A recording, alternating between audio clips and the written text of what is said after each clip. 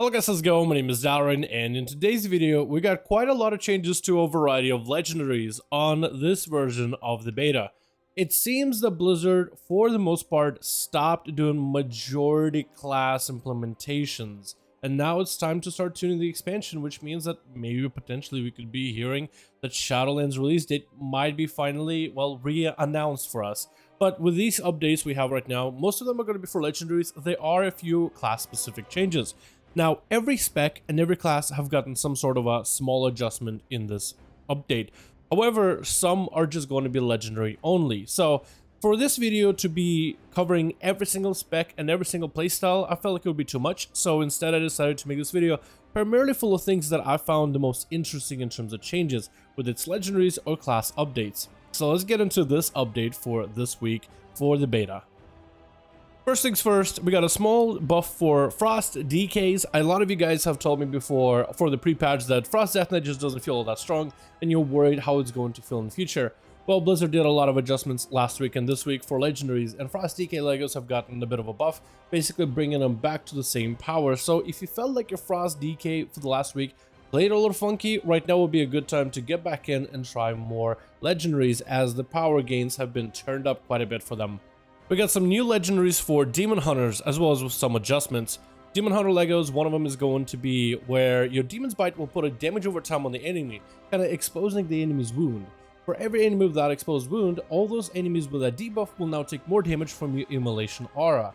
This is an interesting legendary and obviously designed to make your Immolation Aura do more damage, potentially an AoE component, but also maybe potentially decent single target, something you might maybe want to bring into Mythic Pluses, or at least that's what I'm guessing developers kind of wanted out of this Lego. The second Lego is an I-Beam legendary. It makes it where if an I-Beam kills an enemy, it has a 25% chance to, instead of spawning a normal soul that gives you a heal, rather spawn a demonic soul. And if you don't remember Demon Hunters from back in Legion, demonic souls actually buff the damage that you do. So that makes it an interesting combination altogether in terms of how it plays. Because that means in like a Mythic Plus situation, you might be able to slay enemies and go from one trash bag into the next and maintain a pretty hefty buff on your damage. However, I did ask the Demon Hunter from our guild, a resident Demon Hunter who is probably going to end up playing DH for Shadowlands. He said they look good on paper, but he doesn't feel right now with the numbers and the percentages, he doesn't really feel like that's something he would end up running. But of course, there's always potential in the future for future balancing to make these legendaries more worth it. Then we have some nerfs happening for balanced druids. It looks like quite a lot of their legendaries have gotten nerfed or adjusted, but the one that was the strongest legendary for them took a pretty hefty nerf. So that's going to kind of suck if you're looking to play Boomkin. Maybe Blizzard will be able to adjust some of the other legendaries to be more open. It looks like that was kind of the attempt this week, but as for right now, knowing or figuring out which one might be the best, it's going to take a little bit of time for Boomies to figure that out. However, Boomies also did get a small buff to the Swarm ability from the Necrolord Covenant. That one I saw the least amount of people trying out and playing, but that ability should be doing slightly more damage, hopefully. But we'll see how Blizzard ends up balancing the stuff out in the future. The Curing ability for the Druids also has taken a slight nerf, but for the most part, Druids didn't really go that much anywhere, but you might have to reconsider some of the different legendaries you might want to bring into Mythic Pluses as well as into raids. And I don't really know what's Blizzard's obsession with Arcane Mages, but they keep buffing them, or at least what looks like it's buffs. One legendary that was super giga busted did get nerfed, but everything else just keeps getting buffed more and more and more. I feel like Arcane Mage in the end is going to be one of the specs that's going to get the least amount of play in the beta, and it's going to probably see a whole bunch of nerfs once the game launches, because some people will figure out, wait, Arcane Mage actually is really good, because it's been really good on pre-patch so far, and I honestly believe it has a very fun playstyle and a much better setup going into Shadowlands with all the different legendaries, so could be potentially the next best hidden spec. Then we have the most abused spec in the game on Shadowlands beta so far, Windwalker. You won't be able to convince me any other spec that gets the least and the worst treatment. Windwalkers have had their legendaries gutted.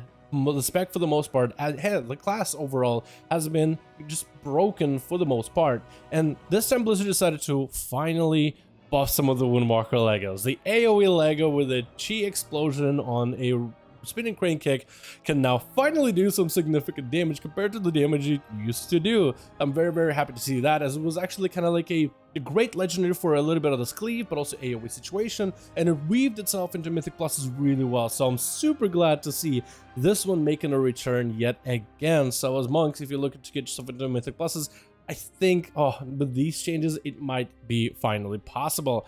Another legendary that's gotten a buff is going to be the Jade Lightning one. Again, another legendary that got nerfed last week, and I was losing my mind. And me not being a monk main, just playing it on the Shadowlands here and there, you got to remember the first time I tried out monk, when the legendary just got introduced, it was so good. It was kind of crazy, maybe a little overtuned, but it was so good in terms of damage. And then I tried it again like a month or two after, and it was just so underwhelming. I actually felt so bad because of how buggy monks have been. So it's good to see the Blizzard at least bringing back some power. Hopefully they'll maintain the cleanness and lack of bugs for monks going forward. Alright, now that I got all that out of my system about monks, let's talk about rogues. A couple things happen. Assassination now gets extra energy regeneration while you maintain Slice and Dice. 10% in fact. I don't think a lot of you guys will notice the 10%, but I think it will start to make it feel a little bit better, not having to stack Giga Haste at the beginning of an expansion when it comes to playing your rogue. So I'm very excited for that, and now maintaining Slice and Dice for Assassination doesn't feel nearly as bad. I mean, Slice and Dice, you already knew it was going to be a damage increase. These auto attacks are huge, but having an extra bonus effect from it just makes it that much more wanted and reliable and playable, really.